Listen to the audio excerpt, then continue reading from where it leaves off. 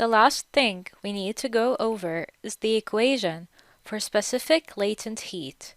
It says that the energy acquired or released equals to the mass of the substance multiplied by the specific latent heat.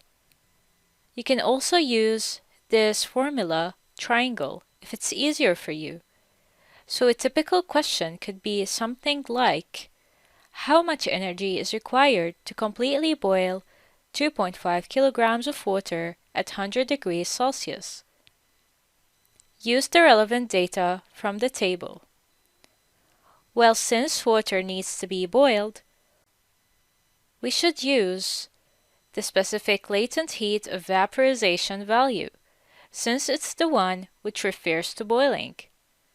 So, 2.5 times 2,260,000 equals to 5,650,000 joules, or 5,650 kilojoules.